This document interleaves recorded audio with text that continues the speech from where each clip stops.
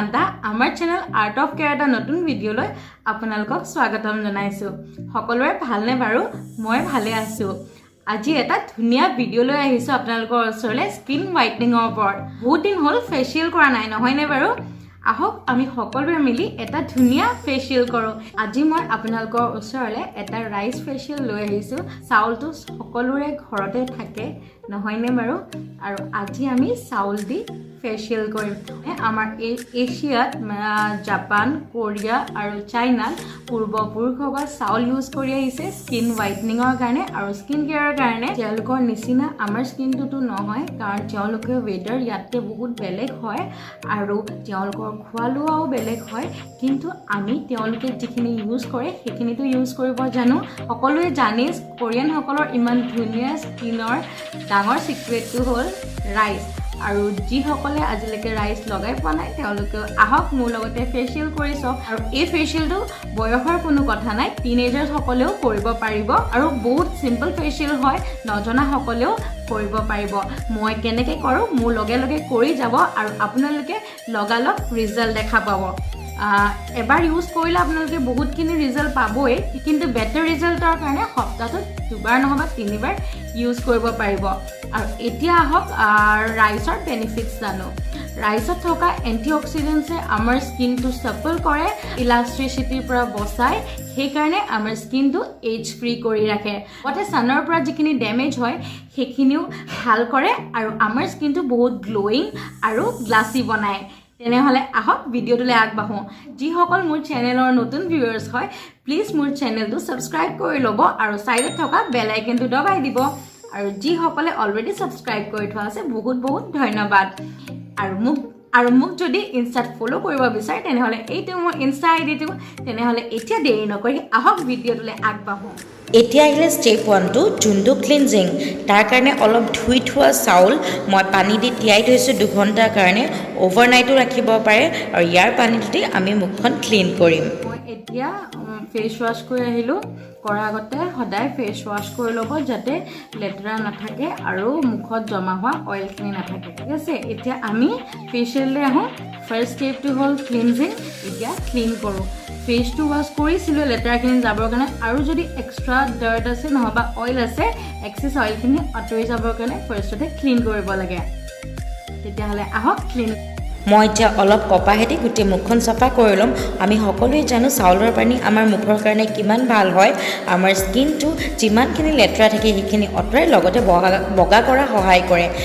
ভাল ৰিজাল্টৰ কাৰণে ডেইলি ইউজ কৰিব আৰু এইখিনি এসপ্তাহলৈকে ষ্ট'ৰ কৰি ৰাখিব পাৰিব ফ্ৰিজত আৰু সদায় শুই উঠি ইউজ কৰিব এতিয়া ষ্টেপ 2লৈ আহিছোঁ যোনটো স্ক্ৰাবিং হয় তাৰ কাৰণে মই অলপ চাউল গুড়ি কৰি লৈছোঁ পূৰা ফাইন গুড়ি কৰা নাই অকণমান গোটা গোটা থাকিব দিছোঁ যাতে স্ক্ৰাব কৰাত সহায় হয় আৰু বাকী টকাখিনি আপোনালোকে এনেকৈ টেমাত ষ্ট'ৰ কৰিব পাৰিব বহুত দিনলৈকে ভালকৈ থাকে আৰু এতিয়া চাউলৰ গুড়িখিনিত মই 2 চামুচ মৌ দিছোঁ আৰু এইখিনিতে মিক্স কৰি লৈছোঁ স্ক্ৰাব কৰিবৰ কাৰণে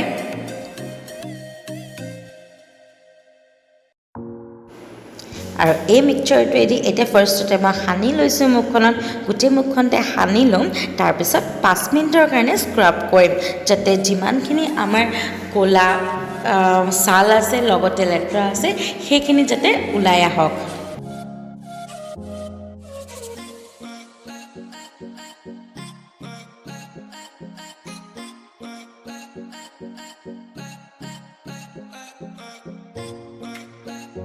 মোৰ স্ক্ৰাব কৰা হৈ গ'ল 5 মিনিটৰ কাৰণে মই স্ক্ৰাব কৰিলোঁ আৰু যদি আপোনালোকে স্ক্ৰাব নহবা মাছাজ কৰাৰ ষ্টেপছ নাজানে তেনেহ'লে আপোনালোকে নেটত ডাইৰেকশ্যন কৰি চাই ল'ব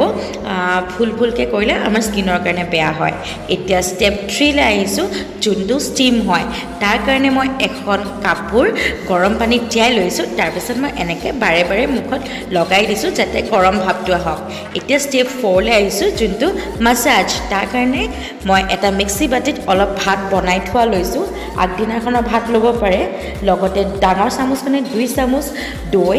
1 চামুচ বেচন 1 চামুচ পিঠাগুড়ি আৰু এতিয়া 2 চামুচ নাৰিকলৰ তেল দিছোঁ এইটোৱে আমাৰ মাছাজ ক্ৰীমটো বনাই ল'ম এয়া আমাৰ মাছাজ ক্ৰীম বনি গ'ল যদি আপোনালোকৰ অকণমান ডাঠ হোৱা দেখে তেনেহ'লে আৰু অলপ দৈ এড কৰি ল'ব আৰু ক্ৰীমটো আমাৰ স্লিপাৰী হ'ব লাগে মাছাজ কৰিবলৈ তেতিয়া সুবিধা হয় এতিয়া ভালদৰে মই মুখখন মাছাজ কৰি ল'ম 2 মিনিটৰ কাৰণে আৰু মাছাজ কেতিয়াও ভুলকৈ নকৰিব স্কিনৰ কাৰণে বহুত বেয়া ভালদৰে ষ্টেপছ আপোনালোকে চাই ল'ব নেটত চাই পেলাই সেই ডাইৰেকশ্যনৰ মতে আপোনালোকে শিকি যাব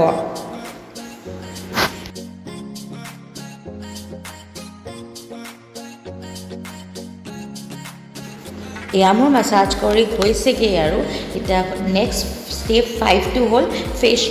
ফেচ পেকটো মই বেলেগকৈ নবনাওঁ আমি যোনটো ক্ৰীম বনাইছিলোঁ মাছাজ কৰিবৰ কাৰণে সেইটো এটা ধুনীয়া ফেচ পেক হয় সেইকাৰণে মই মাছাজ কৰি হোৱাৰ পিছত পেকটো আকৌ তাৰ ওপৰতে লগাই দিছোঁ আৰু এইটো শুকুৱালৈকে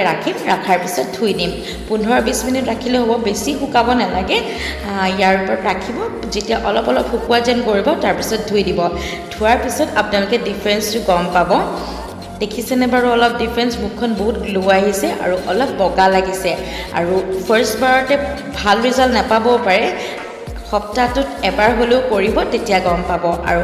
যোনখিনি চাউলৰ পানী আছিলে সেইখিনি মই এটা স্প্ৰে বটলত ভৰাই থৈছোঁ টোনাৰ হিচাপে ইউজ কৰিবলৈ এনেকৈ আপোনালোকে ডেইলি ইউজ কৰিব এটলিষ্ট 3 বাৰ তাৰপিছত আপোনালোকে গম পাব ডিফাৰেঞ্চটো আজিলৈ ইমানখিনি আছিলে আপোনালোকৰ বাৰু মোৰ ভিডিঅ'টো কেনেকুৱা লাগিলে যদি ভাল লাগিলে তেনেহ'লে লাইক কৰিব ফেমিলি ফ্ৰেণ্ডছৰ লগত শ্বেয়াৰ কৰি দিব